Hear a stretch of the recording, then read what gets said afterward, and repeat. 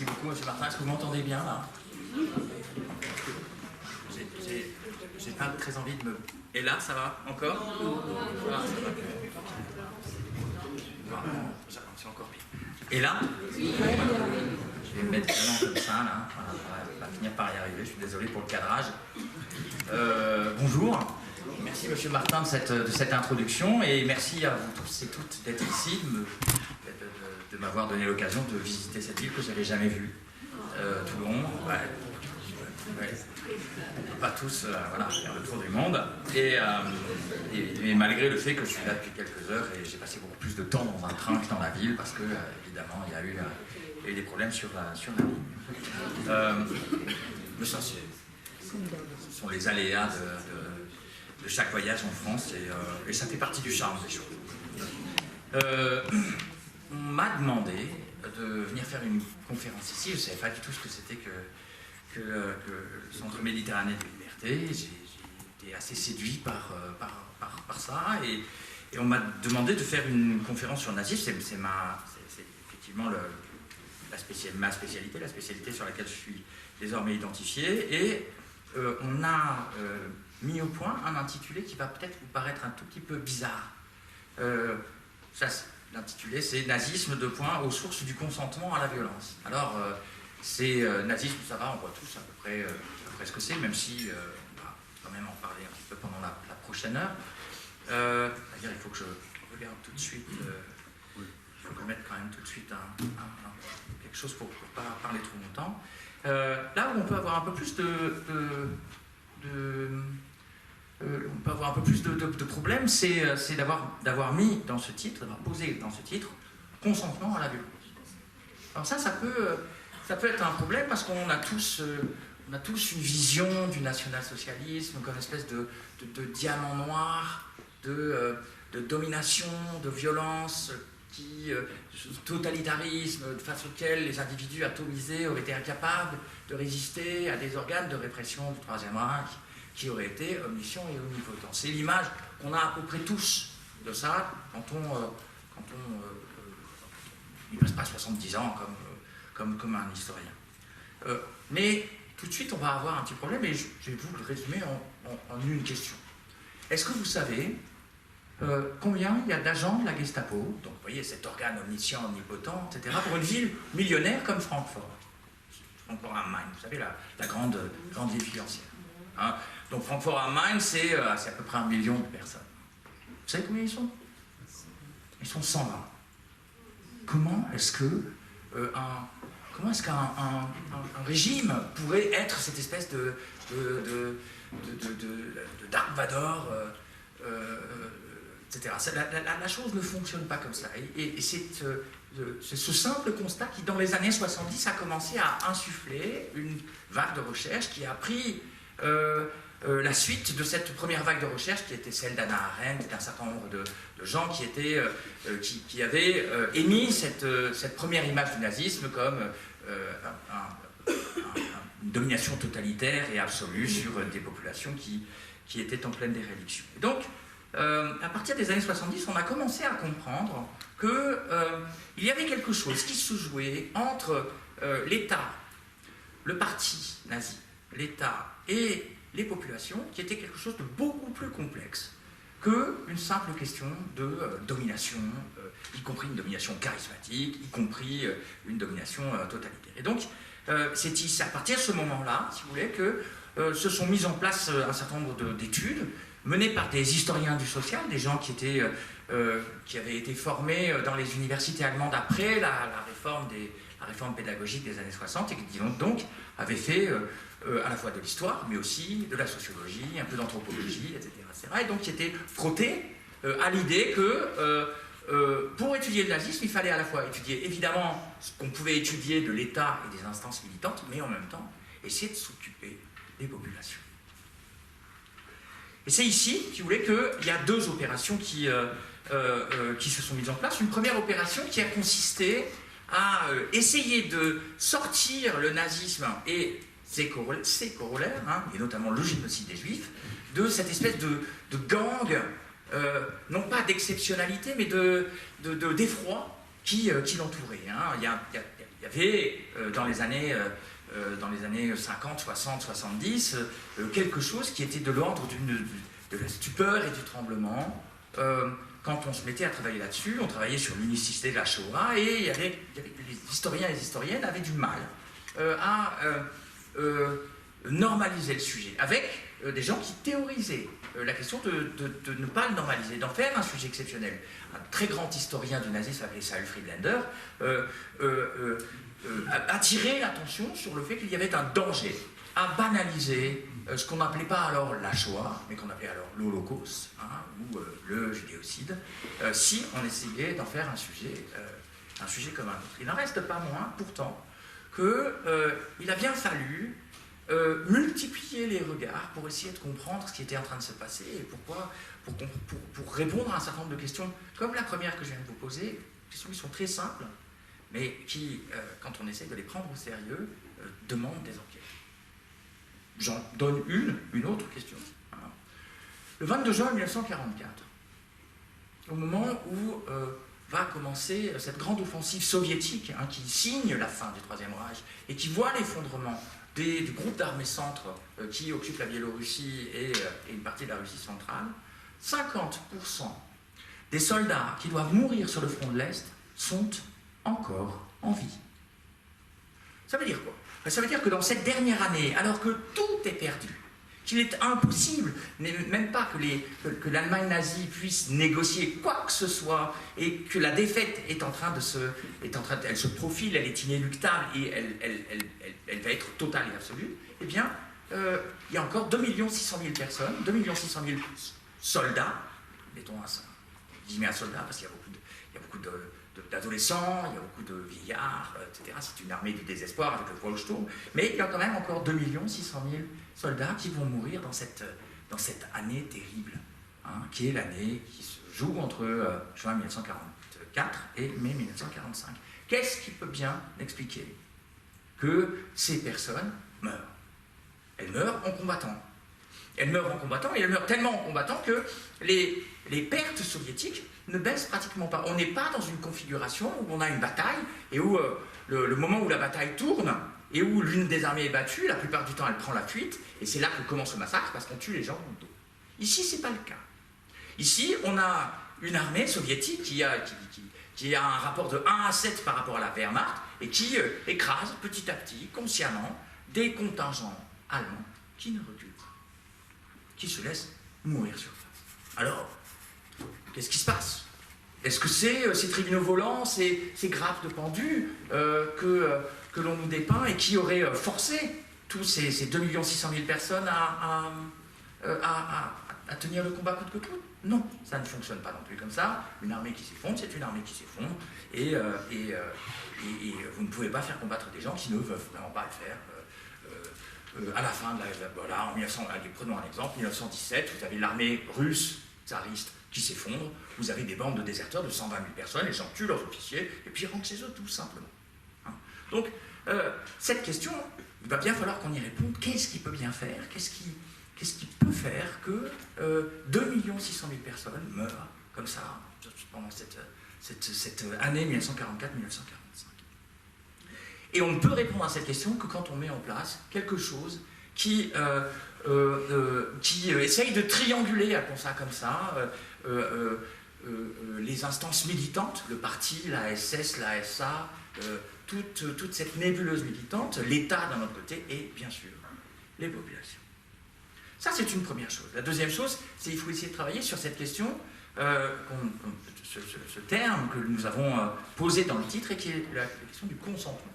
Alors c'est un terme qui est employé depuis les années 80-90, on va dire, dans les sciences humaines et sociales. Il y a 2 sources principales en France. La première source, c'est évidemment l'école, ce qu'on appelle de l'école de Péronne, c'est-à-dire ce mouvement historiographique qui a relu la question de la Première Guerre mondiale et qui a essayé d'introduire une histoire européenne de la Première Guerre mondiale, et qui a montré que la radicalité de cette guerre, sa très grande létalité, etc., on va en revenir dans 2 minutes, s'expliquait par le fait que les populations avaient consenti au conflit. Donc, on a ici un premier emploi du terme. Le deuxième emploi du terme, c'est on va dire, psychopathologie du travail. C'est Christophe Dejour, grand sociologue, psychiatre du travail, qui écrit un livre qui s'appelle « La souffrance en France », la banalisation de l'injustice sociale, et qui nous explique que le système d'organisation du travail dans les sociétés occidentales contemporaines est un système qui produit de la souffrance, et que à cette souffrance consentent les gens. Et il nous explique que tout son travail va être d'essayer de comprendre les ressorts de ce consentement. Qu'est-ce qui fait que nous allons travailler tous les matins, y compris quand nos épaules nous font extraordinairement mal, ou que notre morale est à zéro, etc. etc. Et donc, on a ici, vous voyez, deux dimensions du consentement qui sont assez différentes. D'un côté, nous avons des historiens qui emploient le terme de consentement dans une épreuve organique qui est la guerre, et qui essayent de montrer qu'il y a quelque chose qui est de l'ordre d'un composé à la fois rationnel et émotionnel, qui explique que les gens ne se soustraient pas au combat, et de l'autre, vous avez une forme de définition du consentement chez Christophe Dejour qui passe par le psychique, c'est quelque chose qui, chez lui, passe par des outils qui sont des outils freudiens, etc. etc. Je ne suis pas sûr qu'on va se servir de Freud ici. Pour une raison, c'est que pour bien s'en servir, il faut éviter une chose, il faut éviter de pathologiser les gens, c'est-à-dire que le grand réflexe que l'on a tous quand on travaille sur le nazisme, c'est de se dire « Ah mais Hitler, est-ce qu'il n'était pas alors ça a d'abord été schizophrène, puis ça a été autre chose. En ce moment, on se demande s'il n'a pas eu un trouble de déficit de la TDA, comme on appelle ça, un trouble de déficit de l'attention. On s'est demandé aussi s'il était monorchide. Je ne sais pas si vous savez ce que c'est qu'être monorchide, c'est d'avoir qu'un seul testicule, etc., etc. Bref, on s'est posé beaucoup de questions, mais toutes ces questions, elles ont un désavantage total, c'est qu'en pathologisant les gens, eh ben, on s'empêche de comprendre l'ensemble des populations en face desquelles on est. Et donc moi, je vous propose d'essayer de comprendre, d'aller aux sources de ce consentement de la violence, et de le faire à la fois en posant le cadre dans lequel est apparu le national-socialisme, et c'est de comprendre un peu la façon dont les choses se sont passées, et ensuite on va essayer de s'intéresser au mécanisme du consentement militant. Comment est-ce que les gens se sont mis à croire et à s'investir dans des instances militantes nationales-socialistes. Et enfin, troisième partie, si Dieu nous prête vie, on essaiera de comprendre le consentement les ressorts du consentement à la guerre et à ses corollaires qui ont été des politiques d'occupation d'une immense létalité et, bien sûr, une tentative de génocide des Juifs jusqu'au bout. Donc, mais avant d'en arriver là, il va falloir qu'on s'intéresse au cadre. Le cadre, c'est le travail de l'historien, c'est le contexte, c'est essayer de comprendre un peu la société dans laquelle tout ça s'insère, etc. On part d'un principe très clair, d'un principe d'ailleurs, d'un constat très clair. Le constat, c'est que les hommes, parce que c'est quand même souvent des hommes, le national-socialisme est un sexisme, même s'il a trouvé des modes de mobilisation du féminin, ce sont quand même des hommes qui ont été le moteur de tout ça.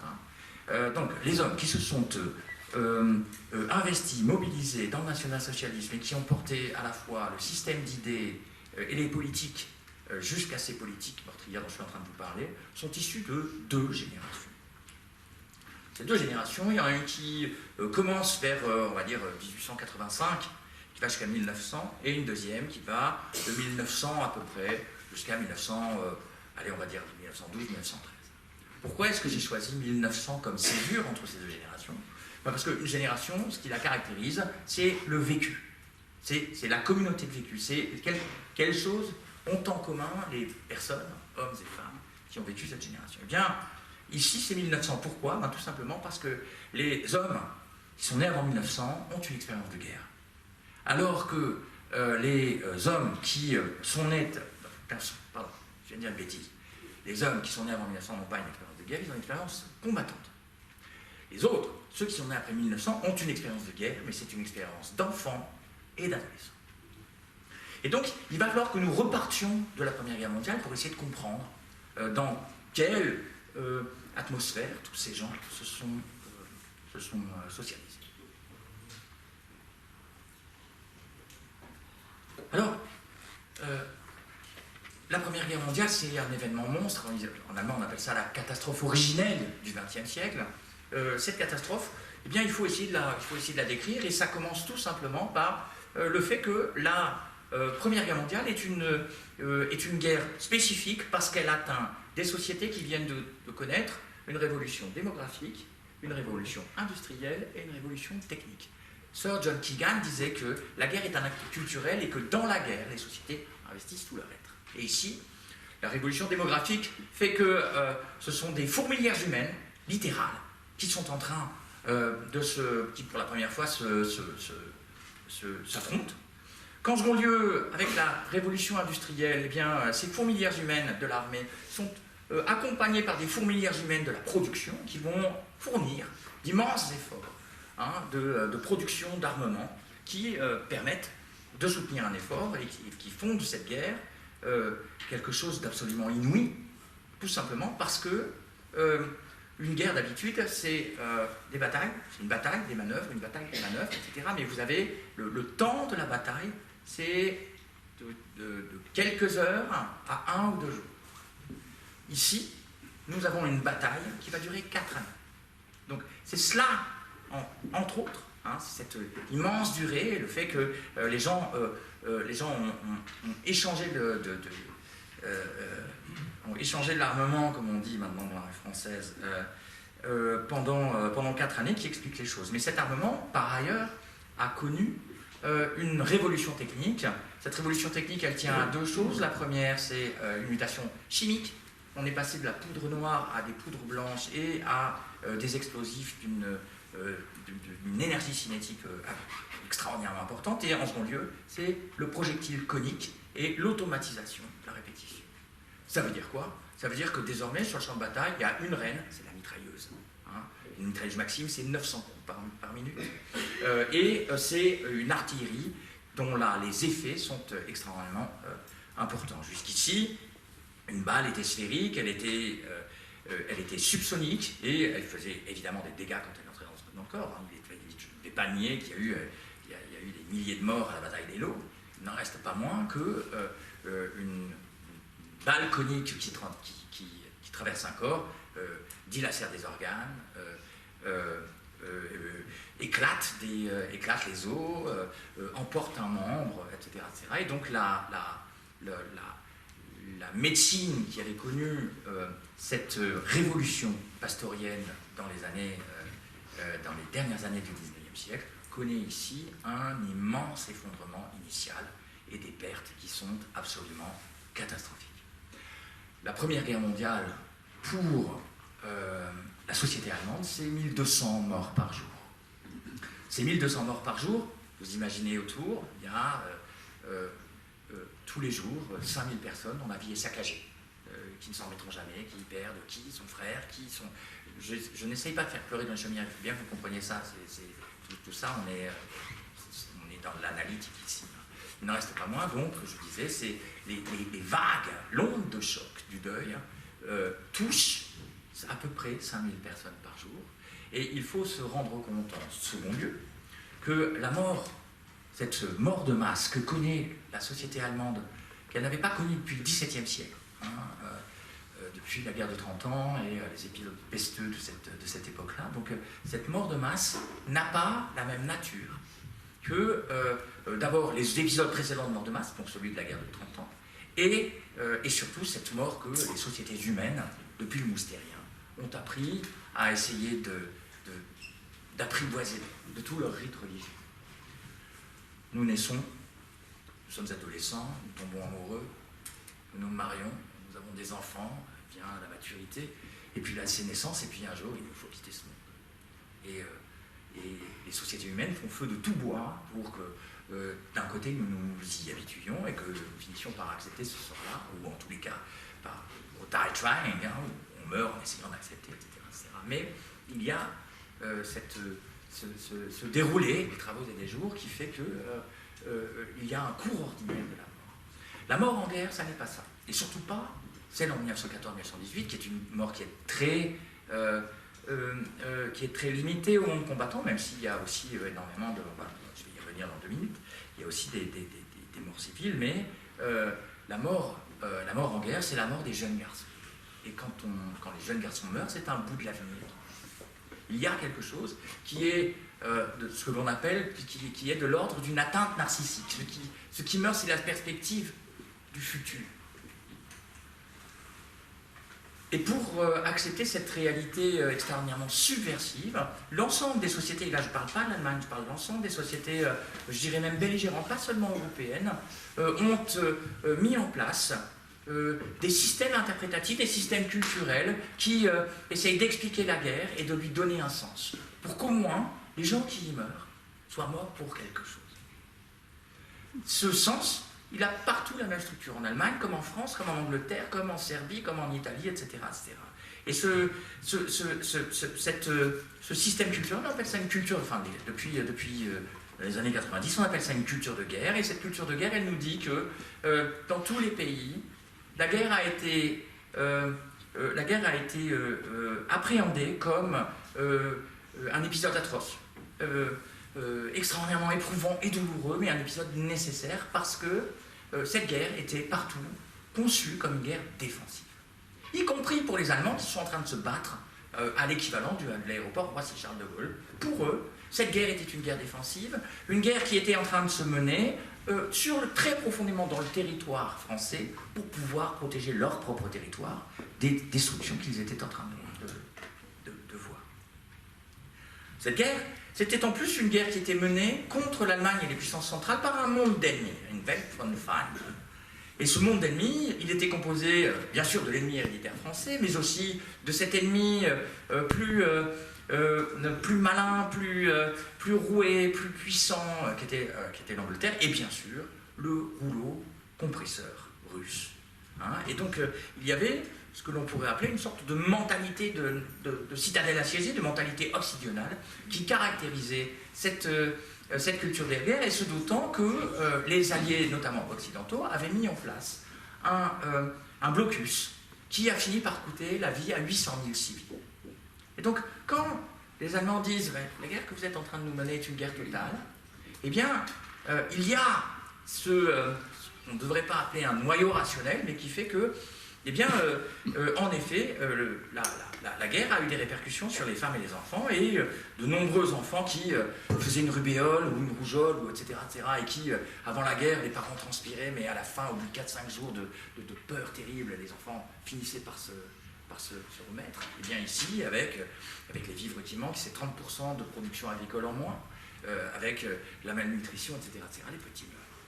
Il n'y a pas que qui meurent, il y a aussi les personnes âgées qui meurent. Et alors ça, quand même, pour revenir à cette question je vais bientôt arrêter avec la guerre, vous ne savez pas, hein. Mais une dernière chose pour vous dire quand même l'extrême subversion de cette mort dont on est en train de parler, il y a une autre mortalité cachée. Derrière cette première mortalité, le mot le combattant, cette deuxième mortalité, le mot le civil, il y a une mortalité cachée qu'on a pu observer à la fois à Berlin, mais aussi à Londres et à Paris, et qui est celle d'hommes à peu près de mon âge, un peu plus, hein, une soixantaine d'années, etc.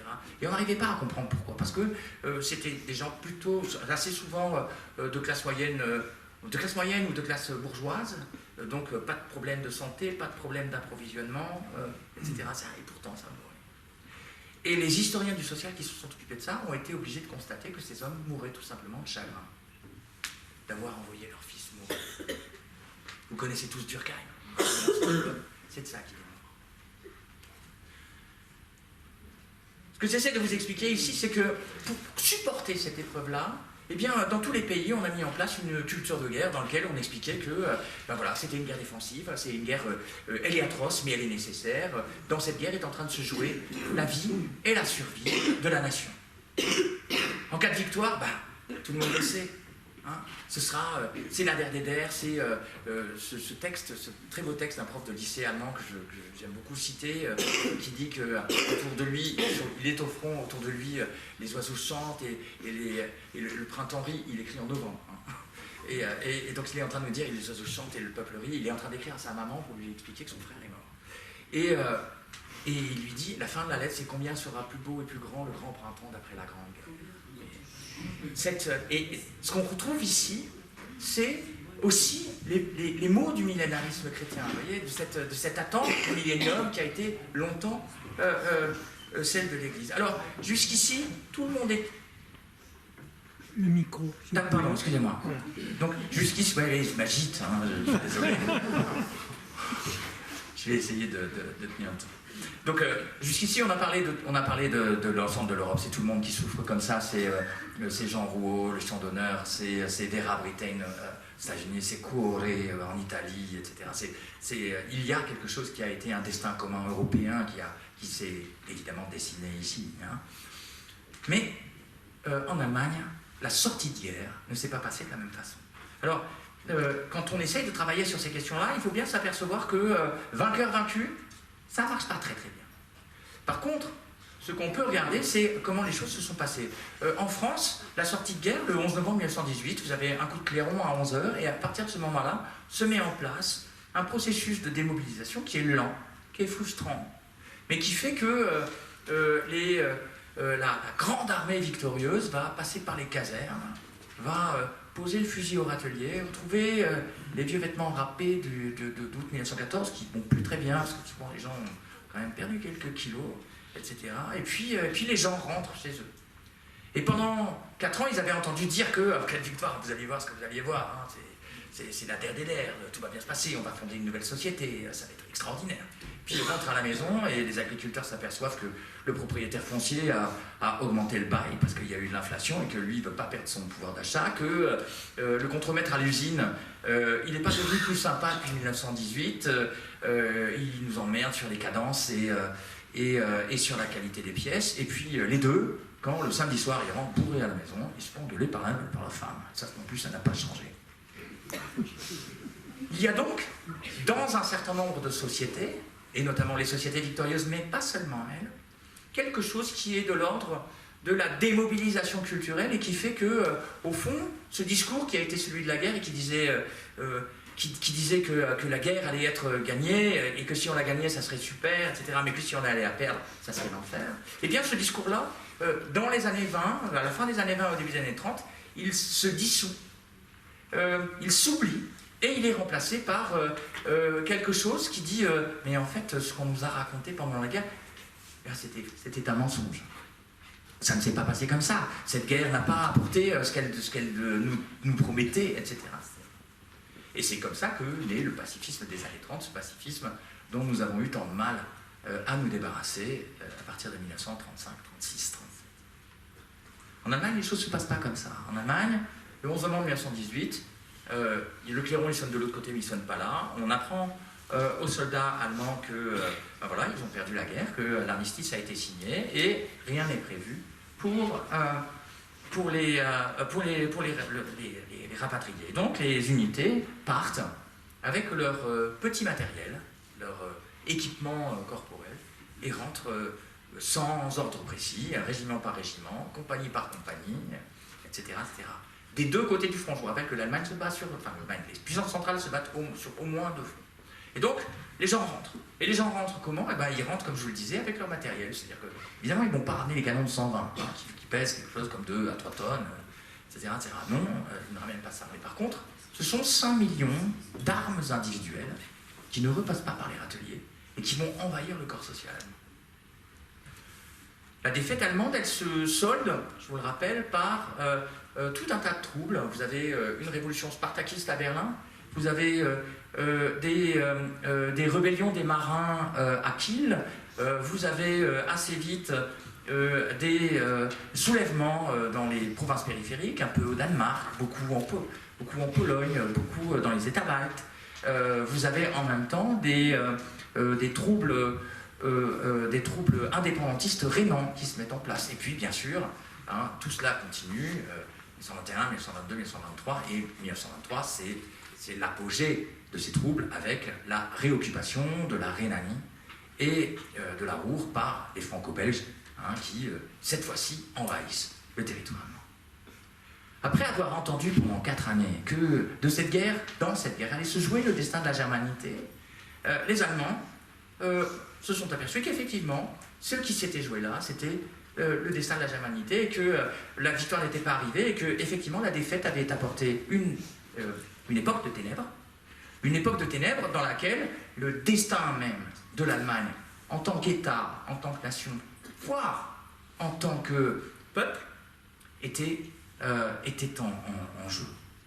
Et cette angoisse de disparition collective qui fait que les Allemands se disent que l'armistice de 1918 n'a pas été la paix, mais que la guerre a continué sous d'autres formes, avec d'autres ennemis, notamment des ennemis intérieurs, des communistes, des Rhénans, les minorités nationales polonaises et danoises, etc., etc.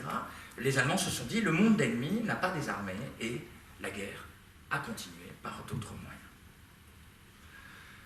C'est cet ensemble-là de choses qu'il va falloir garder en tête, cette atteinte narcissique, cette angoisse de disparition collective qu'il faut arriver à garder en mémoire pour comprendre combien la société allemande, qui connaît certes une accalmie et une période de grande prospérité entre 1924 et 1929,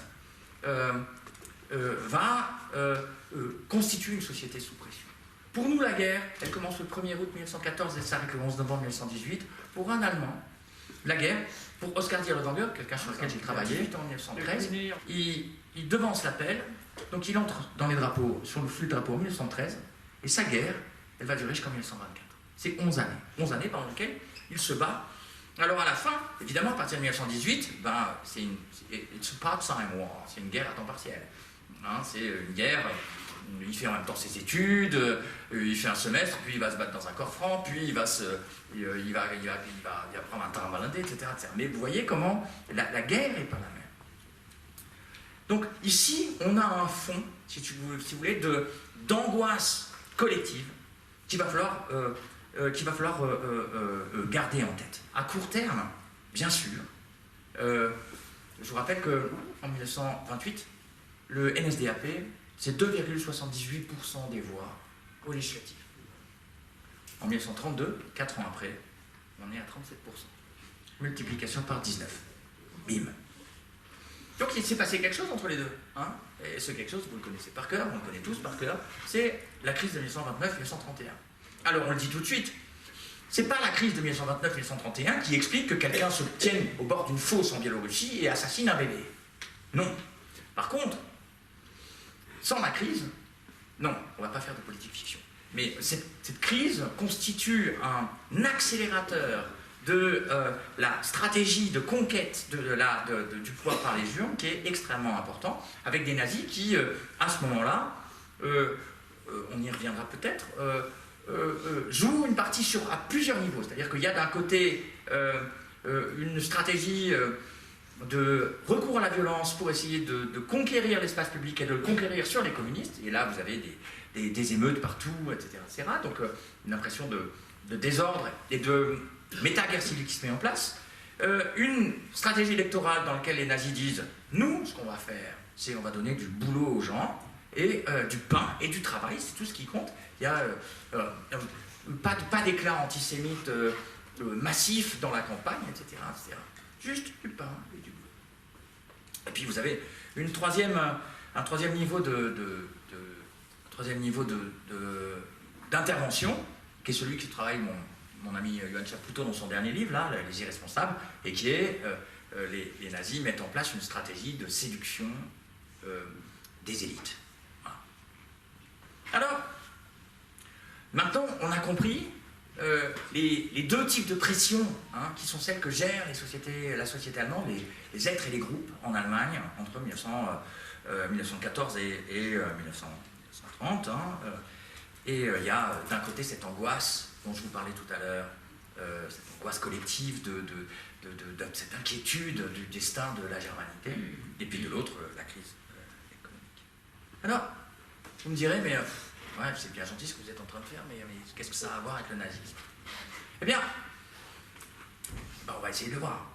Et pour le voir, on va se replacer à la fin de la guerre, 1919, 1918, 1919, et revenir à une ville comme Munich, et se poser la question de savoir dans quel environnement, en fait, le NSDAP est né à ce moment-là. Cet environnement, il est très simple.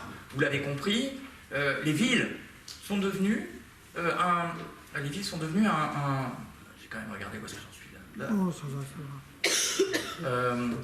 Ouais, quand même 33 minutes. Donc les villes sont à ce moment-là, si vous voulez, la proie d'un certain nombre d'affrontements. Vous avez d'un côté des milices qui ont rêvé de transformer l'Allemagne en une Allemagne soviétique, du KPD, qui sont composées elles aussi d'anciens combattants, plutôt issus des mondes ouvriers, qui ont gardé leurs armes et qui espèrent suivre l'héritage de Lénine. Vous avez d'un autre côté tout un ensemble de milices qui sont elles aussi héritières des troupes du front et qui sont rentrées et qui, elles, sont plutôt les héritières de quelque chose qu'on pourrait appeler l'ethno-nationalisme. Völkisch, je ne sais pas si vous connaissez ce terme, folk c'est peuple, völkisch, ça pourrait être populiste, ça pourrait vouloir dire ça. Mais quand on le traduit comme ça, on loupe quelque chose de fondamental, c'est que derrière folk, il y a un petit bout de substance biologique.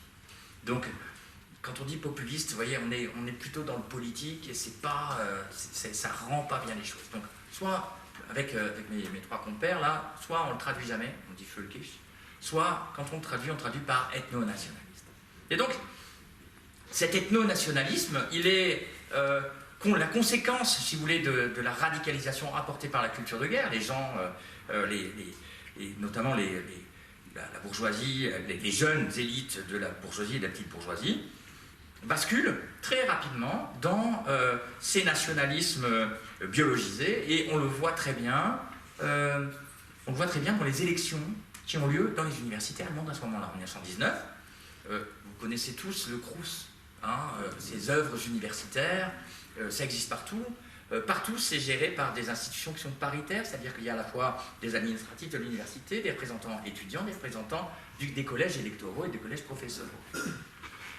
Dans toute l'Allemagne et l'Autriche, dans ces années 1919-1921, ont lieu des élections pour renouveler tout ça. Alors vous imaginez bien, qu'est-ce que c'est un étudiant à ce moment-là? Un étudiant, c'est un vétéran de la guerre. C'est quelqu'un qui vient de faire 4 années de guerre, qui a appris un truc, c'est tué, et qui retourne simplement faire son droit, son histoire, son économie, mais qui est d'abord et avant tout un vétéran.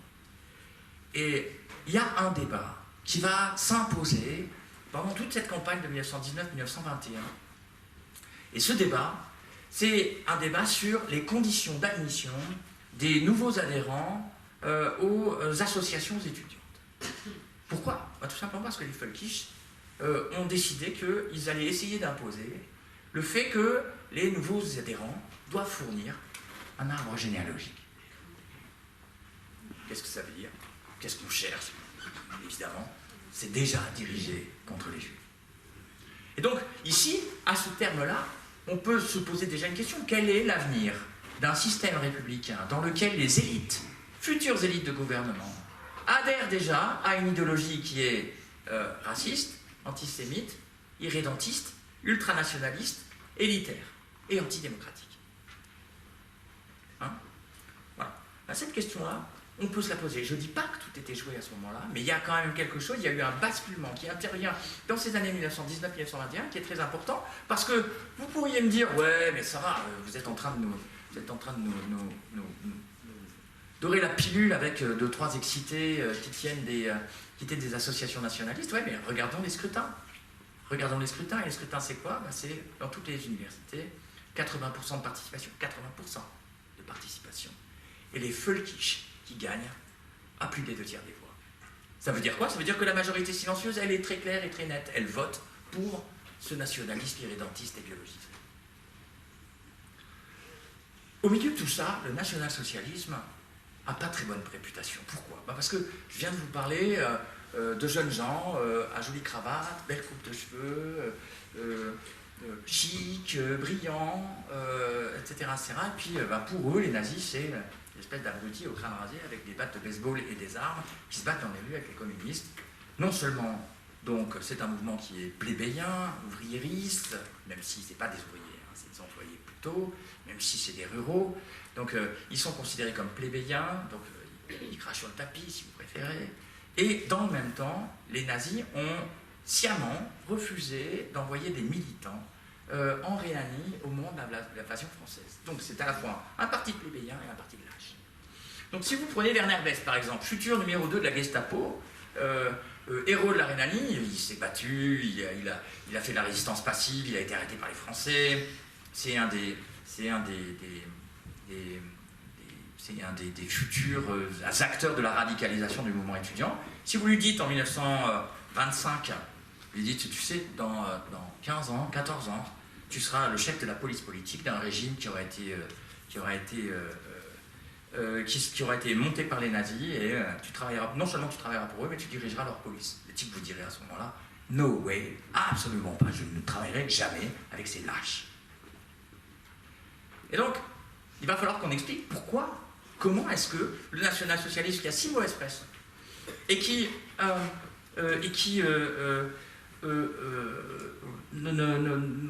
n'arrive pas à recruter chez ces gens, et bien, a réussi à devenir fédérateur. Eh bien, c'est assez simple en fait. Le nazisme se distingue des autres mouvements völkisch par sa cohérence idéologique.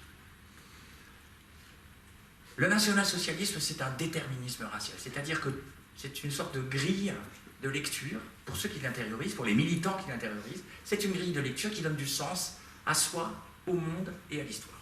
L'histoire devient un grand récit des montées et des descentes, des phases de création et des phases de décadence, de l'aventure nordiciste, hein, des grandes épopées que la race des seigneurs, hein, la race aryenne ou la race nordique, ça dépend de quelle école on est, a pu connaître en Europe. Parce que bien sûr, pour les nazis, Athènes, c'est des Nordiques, Sparte, c'est des Nordiques, Rome, c'est des Nordiques, Charlemagne, c'est un Nordique, la guerre de 30 ans, c'est un combat entre Nordiques, etc., etc. Et à chaque fois, donc, vous voyez des grandes poussées créatrices parce que, évidemment, le monde, comme je vous le disais, est un agrégat de races et les plus créatives, aux yeux des nazis, sont les deux races nordiques. Mais bien sûr, il y a aussi ces phases de déchéance, de décadence, hein, qui correspondent pour les nazis à une grande lutte multimillénaire, hein, entre la race nordique et l'autre très grande race qui domine l'histoire humaine et qui est la race juive. Alors, ici, les raciologues nazis ne sont pas toujours d'accord. Il y a d'un côté Hans Günther qui dit que la judaïté est une race à part entière, que c'est même une race dotée d'une solidité et d'une résilience extraordinairement forte parce qu'elle a réussi à éviter le métissage. De l'autre, vous avez Steinacher qui, lui, pense que la judaïté n'est pas une race, mais un micmac racial, une espèce d'abcès de fixation de tous les métissages possibles et imaginables entre l'Europe orientale, le Moyen-Orient, etc., etc. Donc les gens ne sont pas d'accord sur la nature de la chose, mais ils sont par contre d'accord sur le rôle de la judaïté dans l'histoire. Et notamment, le nazisme donne du sens à ce qui s'est passé en 1918. Encore une fois, je vous rappelle, c'est quelque chose d'extrêmement incompréhensible que l'idée de s'être battu aux portes de Paris pendant 4 années et de devoir repartir en quelques semaines, la queue entre les jambes, le 11 novembre 1918. Et là, l'explication, elle est très nette, elle est très claire aux yeux des nazis, et ce qu'ils expliquent à la fois à leurs militants et à tout le monde, c'est que la guerre qui s'est menée entre 1914 et 1918 était bien évidemment une guerre raciale. Une guerre raciale qui opposait des puissances centrales à forte domination, à forte proportion nordique, contre d'un côté une France enjuvée depuis l'affaire Dreyfus et le monde de la judaïté financière représenté par la City londonienne et bien sûr Wall Street, et enfin, à partir de 1917, le second hospice, la seconde espèce plutôt de de l'incarnation de la judaïté, qui est le judéo-bolchevisme. Et donc, pour les nazis, ils disent, vous voyez, la chose était claire. Non seulement nous étions entourés d'un monde d'ennemis, mais en plus, il y avait l'ennemi en nous. L'ennemi en nous, ce sont les juifs et les bolcheviks. Les juifs manipulant les spartakistes, pardon, manipulant les spartakistes et qui nous ont mis un coup de poignard dans le dos à nos valeureux guerriers qui se battaient sur le front occidental et qui ont été battus non point tant par les armes que par la trahison raciale de l'arrière. Donc le nazisme, ça explique l'histoire, ça explique le monde, évidemment, je viens de vous le montrer, le monde c'est un agrégat de races, vous avez une espèce de zone qui va de la Scandinavie jusqu'à la barrière alpine, jusqu'aux Alpes, et dans lequel vous avez la plus grande concentration importante de ces souches nordiques qui sont censées être la plus grande créatrice, et puis autour vous avez un halo, des halos de races de plus en plus métissées, avec des Baltiques, des Alpins, les Français sont des Latins, et puis plus on s'éloigne de ce centre, et plus la description raciale fait état de tare, d'infériorité, etc., avec, encore une fois, un peu partout, cette race juive qui constitue l'ennemi total, absolu et racial, éternel de la nordicité. Alors, vous comprenez bien que quand on a un système aussi cohérent, qu'on y croit vraiment, eh bien, au fond, on se désangoisse. C'était donc ça. Bien sûr, tout ça a du sens. Bien sûr que nous sommes encore en danger. Bien sûr que le monde veut notre perte, mais il n'en reste pas moins qu'enfin nous avons ouvert les yeux et que désormais nous allons pouvoir nous défendre. Et donc le nazisme est une sorte de système culturel qui désangoisse et qui, par le don de sens et l'interprétation du monde, donne quelque chose, rassérène les militants. Mais le nazisme, ça n'est pas que ce déterminisme racial dont j'étais en train de vous parler, c'est aussi un projet utopique de refondation de l'Allemagne. Non seulement ça donne du sens à ce qui s'est au malheur passé, mais ça indique un futur. Ce futur, il s'incarne sur trois figures, trois concepts. Le premier concept, c'est Lebensraum. Mon copain Johann Chapoutot, il aime bien traduire ça par biotope. Ça veut dire espace vital, en gros. Et c'est un concept de science de la nature. C'est en gros, il ne faut pas être grand clair, c'est une population a besoin d'un espace défini, selon sa taille, son effectif, ses modes de reproduction et de prédation, et il faut un espace défini. C'est ça, les Lebensraum. Et pour les nazis, l'Allemagne est un Volk ohne Raum, c'est-à-dire un peuple sans espace, et il va bien falloir, un moment, chez eux, c'est dit dès le départ, c'est dit dès le départ, sauf dans le Mein Kampf, traduit en français, évidemment. Mais évidemment, il n'est plus question d'avoir un empire colonial outre-mer, et donc le Lebensraum, il faut le conquérir en Europe. Ça, c'est une première chose. Deuxième grande figure, c'est Volksgemeinschaft. Alors, encore une fois, on est avec Volk et Gemeinschaft. Alors, Volk, c'est le peuple, on rappelle, et Gemeinschaft, c'est la communauté. Donc, on pourrait traduire ça. Les gens le traduisent souvent par Volksgemeinschaft, par communauté populaire. Mais là, encore une fois, on loupe la dimension raciale. Je ne vais pas vous dire qu'on va le traduire par ethno-communauté, mais enfin, on n'est pas loin. Donc, là encore, avec mes amis Johan et Nicolas, on a décidé qu'on n'allait pas traduire et qu'on gardait Volksgemeinschaft. Et la Volksgemeinschaft, c'est quoi ? Le nazisme se présente comme un projet de refondation sociobiologique de la germanité, et donc va mettre en place, il le dit très, très, très clairement, des politiques eugéniques qui vont permettre d'identifier et d'isoler le bon grain de livret, c'est-à-dire d'un côté les déviants politiques, raciaux. Donc les déviants politiques, c'est les communistes, les socialistes, machin truc du chouette. Les déviants raciaux, c'est les juifs, les tziganes et les étrangers. Les déviants sanitaires, alors là vous avez les cancéreux, les chômeurs, les dépressifs, les têtes beurrées, etc. À peu près tout ce qui n'est pas dans le cadre, en fait.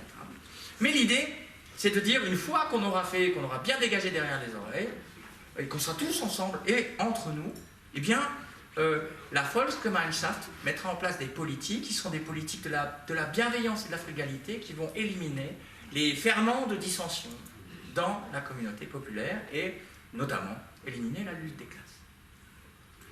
Alors imaginez ce projet politique qui est un projet de refondation de la société dans un espace dilaté, et une fois qu'ils auront réussi à faire ça, alors ce sera une telle révolution, un tel bouleversement historique que ça devrait durer 1000 ans, et c'est cet empire millénaire, Tausendjähriges Reich, qui est ici.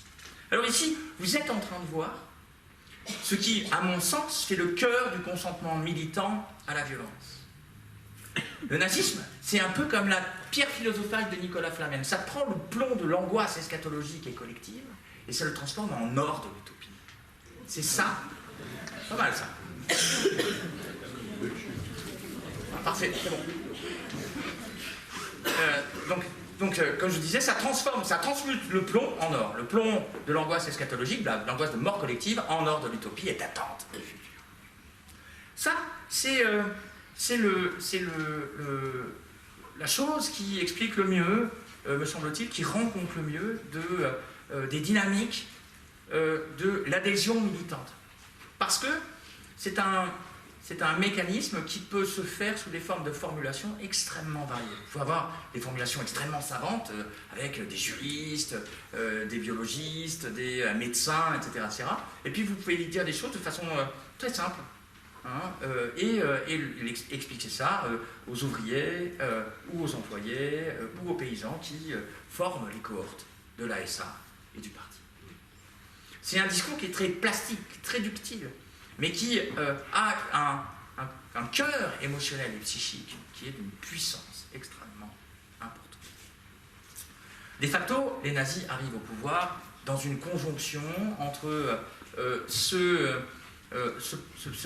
cette premier mode d'attraction qui va fédérer les énergies ethno-nationalistes, puis un peu au-delà, et faire basculer un certain nombre de gens, avec un calcul de communication politique qui va transformer ce mouvement qui est devenu puissant et qui a fédéré l'extrême droite allemande en une machine électorale qui fonctionne à plein régime entre 1929 et 1933, et enfin, troisième et dernière couche de la prise de pouvoir, c'est bien sûr une espèce de pacte faustien, imbécile, que font les nationaux conservateurs, les nationaux libéraux, qui pensent qu'ils vont régler la crise de régime, parce que Weimar connaît une crise de régime, elle est indéniable. C'est-à-dire que vous avez une société qui a basculé de plus en plus à droite, qui vote de moins en moins à gauche et qui vote de plus en plus à droite, et des partis de droite, conservateurs et libéraux qui se durcissent au fur et à mesure de la République de Weimar. Et donc, au bout d'un moment, à partir de 1930, il y a un éléphant dans le corridor. Il y a un parti qui est le premier parti en termes électoraux qui a le plus de députés au Reichstag, et les gens ne veulent pas travailler avec lui, c'est le NSDAP. Et donc, la démocratie se suspend parce que quand on ne peut pas faire passer des lois par la Chambre, eh bien, on passe par les systèmes que connaissent toutes les démocraties et qui sont des systèmes dans lesquels le président prend des décrets et passe au travers. Et donc, à partir de 1931, les différents gouvernements qui se mettent en place sont des gouvernements minoritaires qui ne fonctionnent qu'avec l'appui du président Hindenburg, etc. Et donc, long story short, on ne va pas y passer, surtout que ce n'est pas ma spécialité, on va pas y passer des plombes, mais à partir de 1933 se met en place un basculement, le 30 janvier 1933, Adolf Hitler arrive au pouvoir, comme je vous l'ai dit, je viens de vous le dire, la démocratie avait déjà été suspendue, et donc la suite des dominos va aller très très vite. Mais cette suite des dominos, elle va très très vite, on suspend les libertés, les communistes et les socialistes se voient d'un côté bâillonnés, de l'autre arrêtés, et se met en place une société qui, petit à petit, va connaître un encadrement de plus en plus important. On s'interroge désormais sur ces relations complexes, je vous le disais tout à l'heure, entre la société et les appareils militants, et on s'est aperçu qu'il y a un historien allemand qui s'appelle Sven Reichardt, qui a trouvé une très belle expression pour essayer de montrer tout ça, il parle de Beteiligungsdiktatur, dictature de la participation.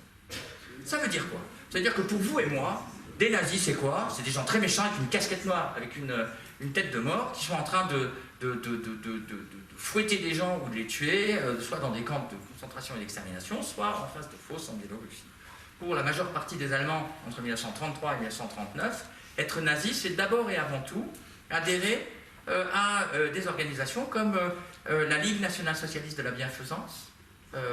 C'est à peu près 16 millions d'adhérents. Mais attention, 16 millions d'adhérents, c'est une adhésion par famille. Ça veut dire quoi? Ça veut dire que vous avez 65 à 68 millions de personnes qui font partie de ce truc-là. Et qu'est-ce qu'elle fait, cette Ligue nationale socialiste de la bienfaisance? Eh bien, elle s'occupe des pauvres, elle quête, elle met en place des kermesses. Dans les kermesses, on taxe un peu d'argent aux gens, on fait des tombolas.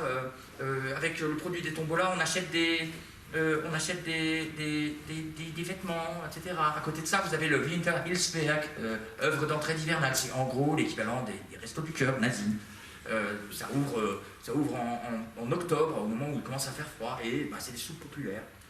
Là encore, c'est la charité publique qui, encadrée par le militantisme, met en place la chose et qui crée cette préfiguration en fait de cette Volksgemeinschaft dont j'étais en train de vous parler. C'est comme ça en fait que les Allemands entre 1933 et 1939 ils se disent les gens ils font le travail, ces gens-là.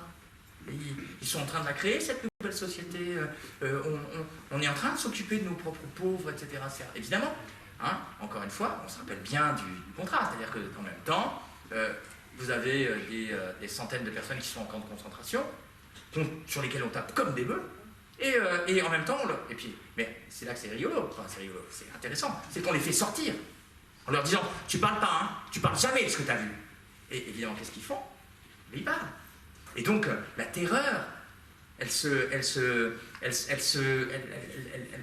diffuse comme ça.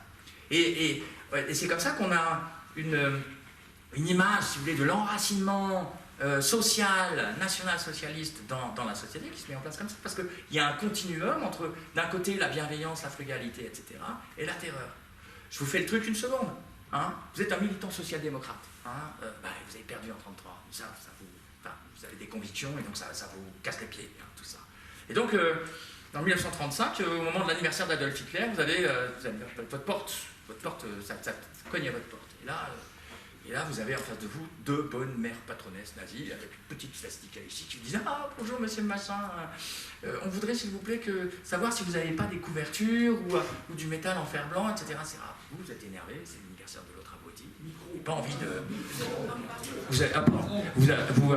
Vous êtes énervé, c'est l'anniversaire d'Hitler, vous n'avez pas... vous n'avez pas envie, quoi. Et donc, vous les mettez à la porte en claquant un peu la porte.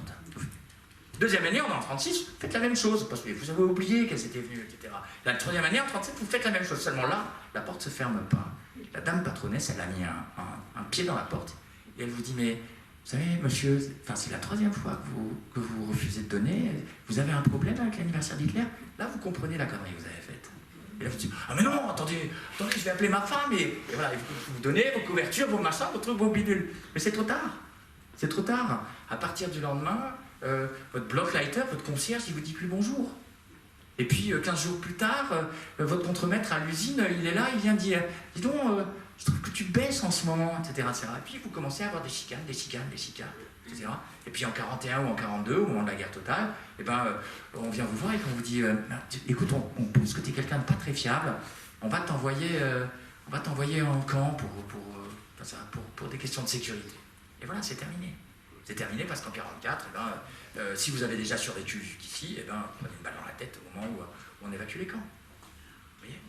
Et vous voyez comment le continuum entre la bienveillance et la terreur, il n'y a aucune rupture. Alors, c'est comme ça qu'on voit, si vous voulez, qu'on commence à voir apparaître quelque chose qui peut être de l'ordre du consentement de la population. On n'est plus chez les militants, on est dans la population. Première chose, l'enracinement, la préfiguration de cette Volksgemeinschaft. Deuxième chose, à partir de 1935, la politique extérieure des national-socialismes, alors c'est un sujet énorme, ça m'ennuie, je ne l'aime pas beaucoup, mais peut le résumer en quelques mots. À partir de 1935, même avant, même 1933, les nationaux-socialistes, en matière de politique étrangère, mettent en place quelque chose qui ressemble à... alors, ça nous paraît comme ça, machiavélique, hyper bien fait, etc. mais en fait, c'est quelque chose qui est très opportuniste, qui est très fondé sur l'improvisation et sur le coup de théâtre.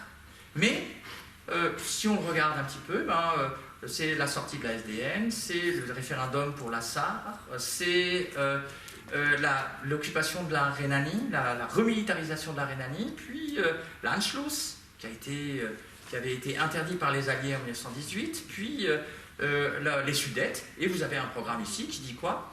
Il dit « Nous allons éliminer une à une toutes les conséquences de la défaite et du traité de Versailles. Cette guerre que vous nous avez menée, nous la reprenons avec les mêmes outils que vous, qui sont des outils diplomatiques, et nous allons faire comme si 1918 n'existait pas. » C'est comme ça qu'il faut comprendre l'ensemble de la politique diplomatique nationale-socialiste. Alors c'est fait de façon parfois assez inconsciente, c'est-à-dire que Hitler, on n'est vraiment pas sûr qu'Hitler sache 6 mois à l'avance qu'il va essayer d'occuper les Sudètes ou s'attaquer à la Pologne, etc. C'est vraiment quelque chose qui... Mais il y a un inconscient, ou un subconscient plutôt qu'inconscient, qui est un subconscient révisionniste et qui veut la revanche. Et cette revanche, eh bien, c'est elle qui va générer les 3 premières guerres, enfin les premières guerres que les nationaux-socialistes vont mettre en place. La conquête de la Pologne, le 1er septembre 1939, c'est simplement reconquérir à peu près une quinzaine de % du territoire allemand qui a été ôté au moment avant le traité de Versailles, qui a été octroyé à la République polonaise naissante. Quand vous regardez les gens qui vont faire l'objet de l'agression des Einsatzgruppen, Einsatzgruppen ça veut dire groupe d'intervention, ce sont des groupes de policiers qui sont censés assurer le contrôle des territoires au fur et à mesure de l'avancée de la Wehrmacht. Et donc, dans les faits, c'est des gens qui sont censés arrêter des gens, les torturer un peu, prendre le contrôle des bâtiments publics, etc. etc. En Pologne, alors c'est des groupes brutaux, ça veut dire que les opposants allemands qui font ça, qui tombent entre les mains de ces gens-là, préfèrent se suicider assez souvent que de retomber entre les mains de la Gestapo. Mais bon, dans tous les cas, ils tuent assez peu de gens jusqu'en Pologne. En Pologne, ils vont tuer 13 000 personnes. Ces 13 000 personnes, on a des rapports journaliers, et ces 13 000 fusillades, elles sont soigneusement légitimées de 2 façons. Première façon, ils disent qu'ils ont trouvé des Freischärler, ça veut dire francs-tireurs. Francs-tireurs, en gros, vous avez affaire à une guerre de mouvement, soldats polonais, ils sont là, ils prennent en plein visage le blitzkrieg avec des blindés, etc. Quand ils ont réussi à survivre aux 3 premières vagues, c'est-à-dire d'abord les avions, ensuite les blindés, ensuite les troupes fantassins, quand arrive la 4e vague, qui sont ces Einsatzgruppen, vous avez des gens qui sont là, ils sont en sueur, ils n'ont pas d'uniforme dépenaillé, ils ont encore des armes. Les hommes des Einsatzgruppen leur disent écoutez, vous êtes des francs-tireurs, vous allez vous aligner là. Et les gens meurent. Et ce qui est intéressant, c'est que le Freischärler, franc-tireur, ça n'est pas une catégorie qui est apparue en 1939, c'est une catégorie qui date de 1870. Les premiers francs-tireurs sont des unités qui ont été organisées par Gambetta et par la République naissante, et qui combattent, assez mal uniformés, contre les Prussiens. À l'été 1914, en août 1914, l'armée impériale qui fait le mouvement Schlieffen, qui envahit la Belgique, puis le nord de la France, va tuer 13 000 personnes sur des francs-tireurs imaginaires. Il n'y en a pas cette fois-ci. Mais ils ont tellement peur d'en voir qu'ils les voient partout, etc. Donc, au moment où il faut commencer à mettre en place des violences collectives, c'est le même imaginaire que la guerre de 14 qui est en train de remonter, c'est le même. La guerre qui est en train de se mettre en place à ce moment-là est une guerre mémorielle, une guerre vindicatoire. La suivante, je ne vais vraiment pas avoir besoin de vous le dire trop longtemps, la suivante, c'est évidemment la campagne de France. Devinez quel est le seul document que les commandos de Rosenberg, le commando Künzberg, a essayé de chasser. Le seul document qui fait que les nazis ont mis en place une espèce de traque des archives du Quai d'Orsay. Le seul document qui voulait vraiment choper et vraiment confisquer, et qu'ils ont confisqué, le traité de Versailles. C'est le traité de Versailles. Il a d'ailleurs disparu. Après, on n'a plus d'exemplaire du traité de Versailles, parce qu'il y avait un seul exemplaire unique dans les archives françaises, et il a disparu. C'est bizarre quand même que la reddition de la France se fasse dans la clairière de Rotonde, dans le même wagon que le 11 novembre 1918. On passe à la suivante, la guerre en Yougoslavie. Eh ben, là aussi, c'est assez intéressant. Hein. On est en avril 1941. Est-ce vraiment un hasard si, pour attaquer Belgrade, l'armée qui va être envoyée pour envahir la Serbie et la Yougoslavie est une armée exclusivement composée d'Autrichiens, dont le premier geste va être, comme le 1er août 1914, de bombarder Belgrade. J'essaye de vous dire ici que vous voyez bien comment la pratique nazie est une pratique qui essaye qui est une pratique palliative à cette angoisse sur le destin de la germanité, et qui essaie de le retourner en gagnant enfin cette Première Guerre mondiale. Il n'en reste pas moins que la guerre suivante, celle qui commence le 22 juin 1941, est conçue tout de suite sous un autre, avec un angle radicalement différent. On n'est plus... Bien sûr qu'elle peut exister encore ici, la guerre de la revanche, mais on est aussi dans une guerre de la croisade, hein, parce que l'URSS, c'est d'abord et avant tout le lieu, hein, de l'alliance entre les deux ennemis existentiels de l'Allemagne nazie, l'ennemi politique qui est le bolchevisme, et l'ennemi racial qui est la judaïque.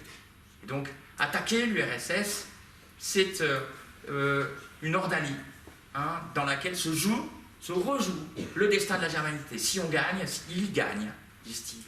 Eh bien alors, le Lebensraum aura été totalement reconquis et pourra enfin se mettre en place cette espérance impériale qui est celle des nazis. D'un autre côté, évidemment, cette guerre est conçue comme une guerre défensive. C'est-à-dire que vous pouvez trouver dans la semaine qui précède l'invasion de Barbarossa des textes qui disent que la guerre qui va se mettre en place est le dernier épisode de la guerre éternelle menée contre les hordes moscovito-asiatiques, les judéo-bolcheviques, et qu'il n'y a aucune pitié à avoir contre ces gens-là, etc. Le texte que je suis en train de vous citer de mémoire est un texte qui a été écrit par le général Höppner, qui est le chef du 4e groupe blindé, celui qui doit, en théorie, prendre Leningrad. Le problème, vous avez entendu, c'est un texte d'un nazisme pur, un moscovito-asiatique, machin truc bien chouette, etc. Ça sent la race, etc. Le problème de ce texte, le problème de Höppner, c'est que c'est un opposant. Il sera pendu le 20 juillet 1944. Vous avez affaire à quelqu'un qui est de droite nationaliste, qui a rhétorique raciale nazie, et j'ai essayé de vous montrer ici que les choses dépassaient désormais les cadres militants, et que cette rhétorique raciale, cette rhétorique de la guerre raciale se diffuse très profondément dans les communautés combattantes. Rhétorique défensive qui va devenir la rhétorique fondamentale du génocide. Quand on suit les rapports des Einsatzgruppen, on s'aperçoit qu'au départ, la pratique de fusillade des Einsatzgruppen est une pratique, on va dire, palliative. Ils pensent que alors on est dans d'autres groupes, hein, les groupes de Pologne et les groupes du RSS sont deux groupes différents. Les groupes en URSS pensent que les Juifs constituent au début, hein, juillet 1941, pensent que les Juifs constituent un danger pour la sécurité des arrières des troupes allemandes. Et donc les Einsatzgruppen commencent à tuer des hommes adultes en âge de porter les armes de façon de plus en plus nombreuse. C'est-à-dire que dans les premières semaines, pour les groupes, c'est des rythmes journaliers de quelques personnes qui sont tuées. Puis, 2 semaines suivantes, c'est quelques dizaines de personnes. Puis, à la fin du mois de juillet, c'est quelques centaines de personnes par jour. Et puis, ça continue à monter. Mais, dans le même temps, on voit apparaître dans les rapports des Einsatzgruppen quelque chose de nouveau, et qui dit la zone dans laquelle nous sommes en train de travailler, nous sommes en train de combattre, et la zone de perfusion de la judaïté au plan mondial. Et donc, se met en place ici l'idée que porter un coup mortel aux Juifs dans cette URSS et cette Europe centrale qui sont en train d'envahir, ce serait porter un coup mortel aux Juifs en cas de guerre mondiale. Et c'est sur cette rhétorique que se passe la mutation d'août 1941, dans laquelle les Einsatzgruppen se mettent à tuer de plus en plus de femmes, et à partir de la semaine du 8 au 16 août 1941, commencent à tuer les enfants, à les fusiller. Cette mutation, cette dernière mutation, est une mutation à mes yeux la plus fondamentale dans la route qui n'est pas encore terminée vers le génocide. Mais avec ce passage aux enfants, on est dans quelque chose qui n'est plus de l'ordre de la guerre, hein, plutôt qui est dans l'ordre de la guerre raciale. C'est-à-dire, la guerre raciale, pourquoi est-ce que je parle de ça? Tout simplement parce que quand on est en guerre, non pas contre un peuple ou contre des communautés sociales, mais contre une substance raciale, eh bien, que cette substance raciale se présente sous les auspices d'un genre, homme ou femme, ou d'un âge, n'a aucune importance. Donc, pour les nazis, quand ils mettent en place cet argumentaire de guerre raciale, eh bien, les enfants sont aussi dangereux que les parents. Je vais sans doute devoir finir je suis désolé, je vais finir par un épisode. On est le 16 août 1941 dans la petite ville de Bessarabie de Tikhvin. Ce soir-là, Bruno Müller, qui est un grand juriste, qui est un des juristes de la Gestapo et du SD, un homme à qui on a confié de très grosses responsabilités. Il a d'abord été chef de la Gestapo dans une ville de Rhénanie, puis il a été en poste à Cracovie. C'est lui qui a été responsable de l'élimination du corps professoral de la Jagiellon, la grande université de Cracovie, et on lui a confié un nouveau commando en juin 1941 parce qu'il sait bien faire ça. C'est une des choses qu'il sait bien faire. En même temps, c'est un super juriste international, il a une thèse de droit international très forte, etc., etc. Et puis le 16 août 1941, il a rencontré quelques jours auparavant Heydrich et Himmler, et il assemble son groupe. Et il assemble son groupe et il annonce à ces hommes que désormais ils vont devoir éliminer, tuer des femmes et des enfants. Et il se fait amener une jeune femme avec son nourrisson, et il les abat tous les deux d'une balle dans la tête. Nous ne savons pas ce qu'a dit Bruno Müller à ces hommes. Ce que nous savons, c'est que Bruno Müller, dans les 2 années précédentes, avait dirigé au sein du RSHA des bureaux qui étaient des bureaux qui planifiaient les déplacements de population pour faire émerger le Lebensraum. Il était l'homme de la germanisation. Et l'on peut supposer, parce qu'on en a d'autres exemples, qu'il a à la fois justifié l'acte qu'il venait d'opérer par le fait qu'il était en train de participer à la grande guerre raciale défensive, mais il est aussi possible qu'il ait développé une deuxième ligne argumentaire qui est attestée et qu'on voit apparaître, qui est beaucoup plus rare, mais dans laquelle les nazis disaient « nous devons les tuer pour accomplir notre règne ».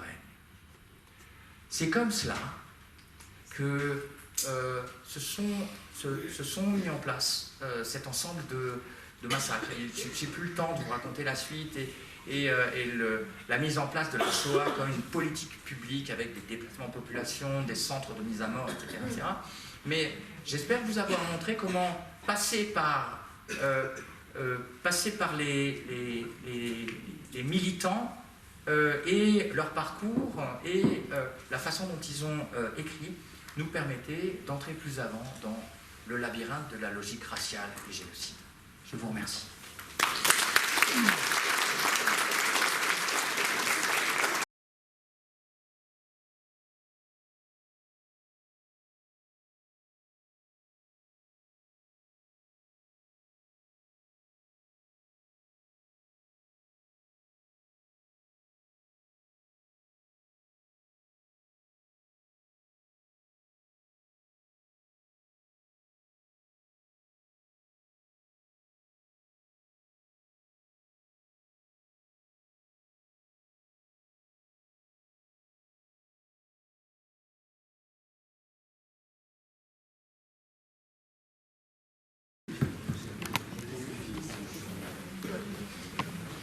Ce brillant exposé m'a suggéré une question, enfin une réflexion. Les mots grand remplacement et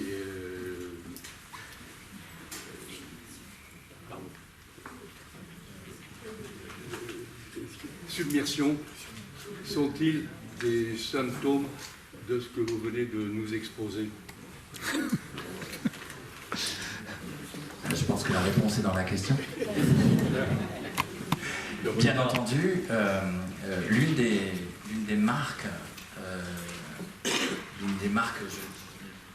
notables de l'évolution de l'extrême droite allemande depuis quelques années est de réemployer, en ce qui concerne les politiques, les fantasmes raciaux, de employer du vocabulaire nazi. Il parle, l'AfD par exemple, d'Umvolkung.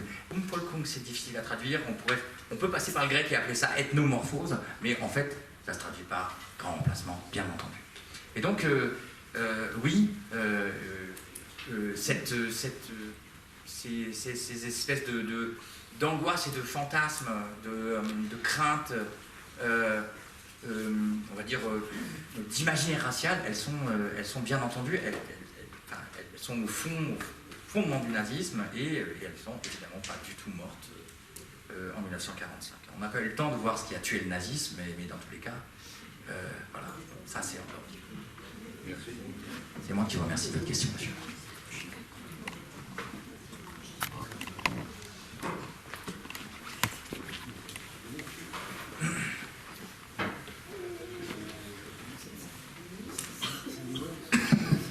Bonjour. D'abord, merci d'être venu. Et j'en profite aussi pour dire que je suis un admirateur de longue date, parce que je regarde beaucoup les streams sur lesquels vous êtes, Nota-Bene, Rivalzi et tout. Merci. Donc c'est chouette.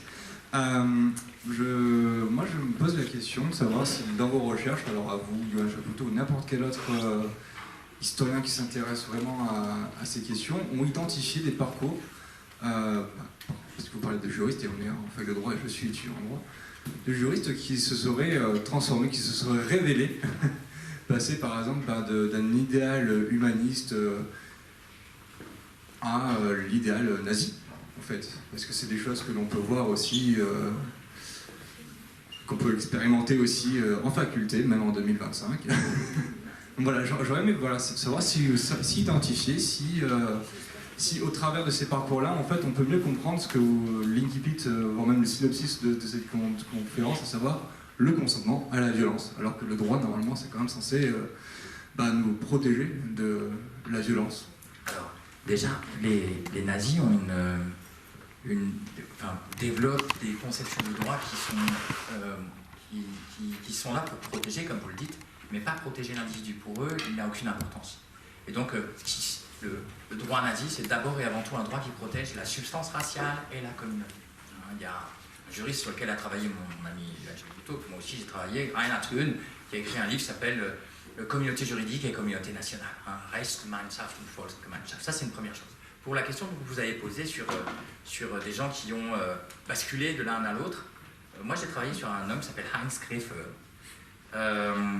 qui est un type d'une grande intelligence, étudiant brillant, et identifié comme tel. Il a une bourse hyper rare en Allemagne, que très très peu de personnes ont même à cette époque-là. Hein.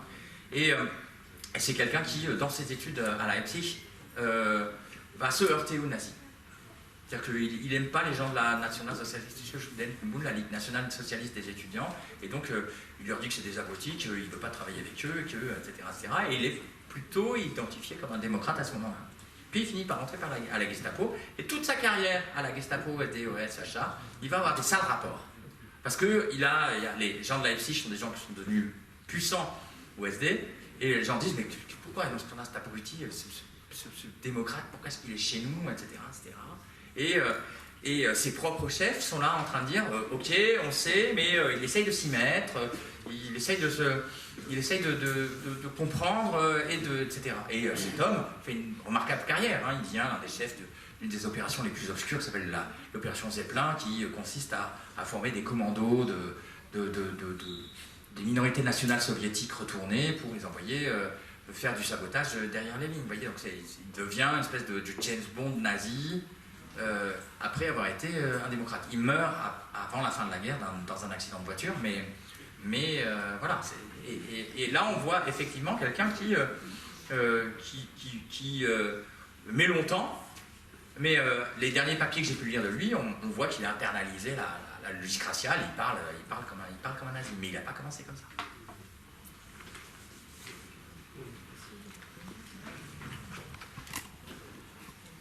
Oui, bonsoir, merci pour votre conférence. Merci. Alors j'avais une question, si vous pouvez établir par rapport à vos axes de recherche des parallèles avec ce qui se passe actuellement entre la Russie et l'Ukraine, puisque j'ai lu que le président Poutine avait utilisé le terme de dénazifier l'Ukraine.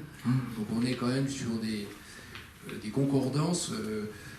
Qu'est-ce que vous pouvez avoir comme point de vue sur le sujet par rapport à cette volonté de la Russie de reconquérir, on va dire, un espace vital qu'elle a perdu à l'occasion de la fin de la guerre froide. Merci. Merci de votre question, même si elle est vraiment compliquée. La question de la mémoire de la Seconde Guerre mondiale est quelque chose qui, vous l'aurez compris, obsède la plupart des sociétés européennes. Mais les enjeux sont encore plus cruciaux au fur et à mesure qu'on va à l'Est. D'abord parce qu'il y a une mémoire, qui est à la fois partagée et qui est très clivée. Il y a une mémoire soviétique, ces gens ont perdu 26 millions de morts, la saignée a été absolument monstrueuse. Et d'un autre côté, cette guerre a aussi été une guerre civile à l'intérieur des peuples de l'Union soviétique, c'est-à-dire que il y a un peu partout des mouvements ethno-nationalistes, radicaux, antisémites, racistes, etc., qui sont nés, qui ont collaboré avec les Allemands et qui se sont tournés contre les Soviétiques.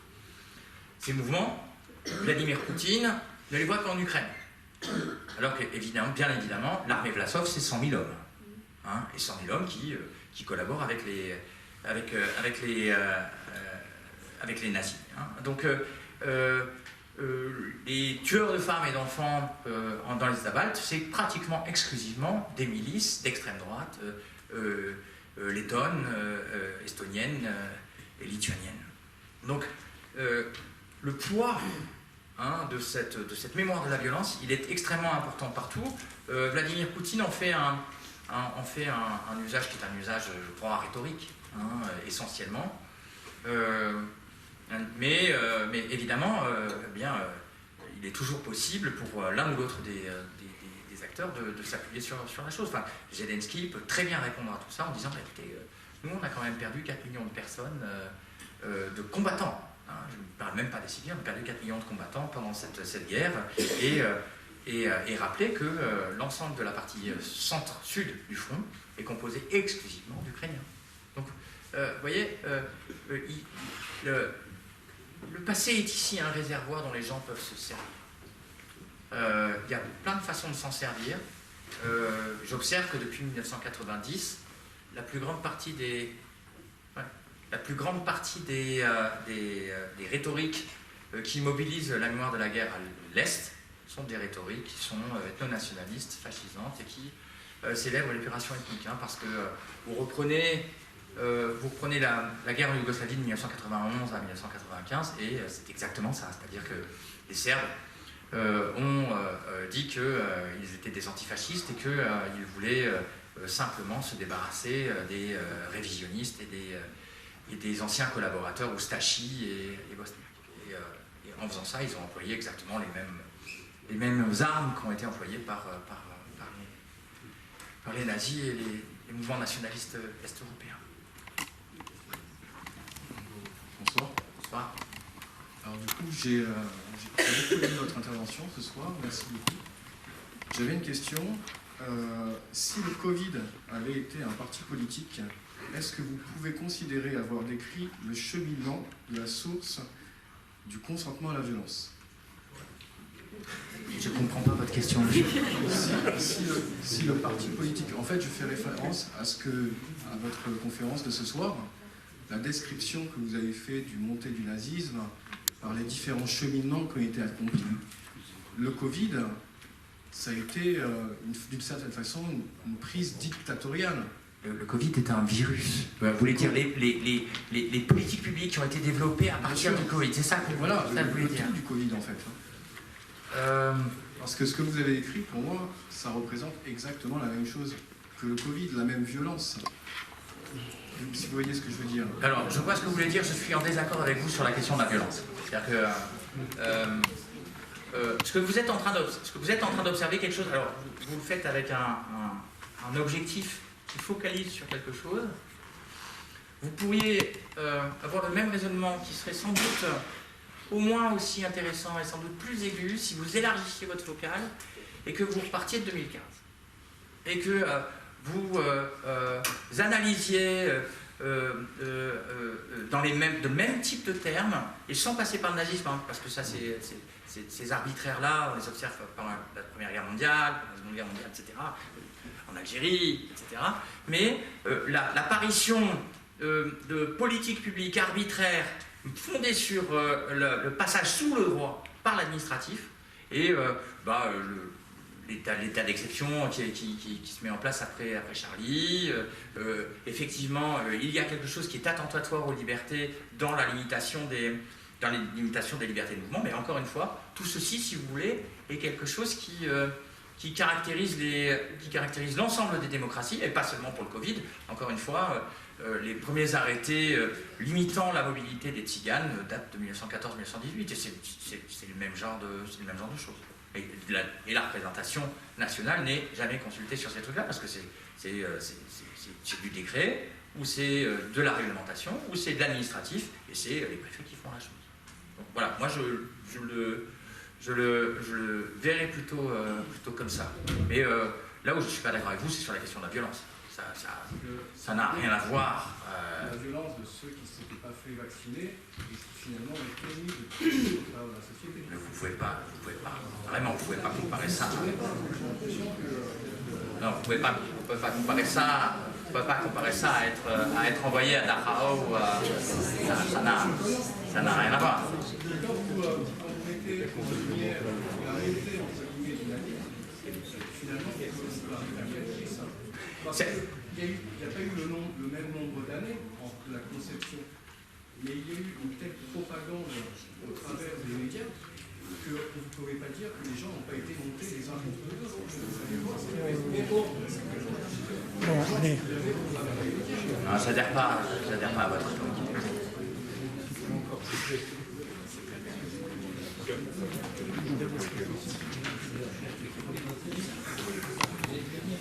Merci pour tout ce que vous avez dit. Vous avez vaguement évoqué comment le nazisme a disparu. Et peut-être que ce serait une piste pour savoir comment faire disparaître l'extrême droite.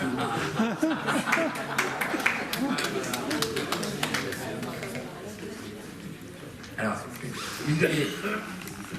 mon hypothèse à moi sur le nazisme et sa disparition est que le nazisme n'est pas mort avec le 8 mai 1945, mais que quelque chose qui est de l'ordre de l'élan vital du national-socialisme non, le contraire, c'est cassé. Je n'ai pas dit qu'il n'y aurait pas de résurgence, mais c'est cassé quelque part à l'automne et à l'hiver 1945. Le nazisme dit quoi à la fin, au moment de la défaite? Ils disent, eh bien oui, nous avons perdu, donc le peuple allemand va disparaître, hein, la disparition, les soviétiques vont nous exterminer, nous allons mourir de faim, etc., etc. Et puis, à l'hiver 1945, donc les populations, il faut imaginer quand même l'intensité de cette angoisse-là, je rappelle, hein, ce sont plusieurs milliers de suicides au moment de l'arrivée des soviétiques à Berlin. Donc on est à Demmin, petite ville de Demmin, c'est 1500 ou 2000 suicides. Si vous voyez, les gens se précipitent dans la faute plutôt que ils noient leurs enfants, plutôt que de tomber entre les mains des soviétiques. Donc il faut imaginer hein, qu'il y a une espèce de sursaut d'angoisse qui prend les populations en 1945 et qu'est-ce qui se passe à l'automne et à l'hiver 1945? Eh bien, les Alliés nourrissent les populations. Et ils le font, en ce qui concerne les Soviétiques, en sacrifiant leur propre population. Il y a des famines en Ukraine, il y a des famines dans le Caucase, il n'y en a pas en Allemagne. Pourquoi? Simplement parce que Staline a décidé qu'il laisserait un certain nombre de Caucasiens, c'est raciste évidemment, hein, bien sûr, mais il laisserait un certain nombre de Caucasiens à mourir de faim, mais pas les Allemands. Et cette invalidation de l'imaginaire de terreur et d'angoisse eschatologique du nazisme a tué le fondement émotionnel de cette séquence-là. Ce qui explique aussi, si vous voulez, que il y a encore 25 ans, quand je disais que le nazisme était un système culturel de désangoissement et qu'il y avait une angoisse eschatologique, les Allemands ne me comprenaient pas. Je me dis, mais qu'est-ce que vous racontez, mon vieux? Maintenant, ils le disent avec d'autres mots, mais ils ont compris. Mais ce que j'essaie de vous dire, c'est que ça a tué le nazisme et ça a tué la mémoire de l'angoisse. Et donc ils ont oublié ce qui aussi a constitué un obstacle à la compréhension. Alors, moi je peux vous dire simplement que il n'y a pas de recette pour tuer ce type de système de croyance, mais réfléchissons juste une minute. Quelles sont les 2 dernières occupations qui ont été réussies par les Occidentaux et les Américains? C'est l'Allemagne et le Japon. Dans les 2 cas, qu'est-ce qui s'est passé? Le Japon. Le Japon, l'Allemagne et le Japon. Et donc, qu'est-ce qui s'est passé dans ces 2 trucs-là? Tout simplement, les Occidentaux avaient un avenir à proposer aux populations qu'ils étaient en train de mettre en place, qu'ils étaient en train d'occuper. Il y avait quelque chose de crédible qui était en train de se mettre en place. Et moi, je pense que le geste politique, tout simple, que nous devons tous essayer d'élaborer, c'est de réélaborer une perspective d'avenir. C'est reparler d'avenir en politique. Voilà, c'est tout simple. Ça met 30 ans, mais c'est tout simple. Merci.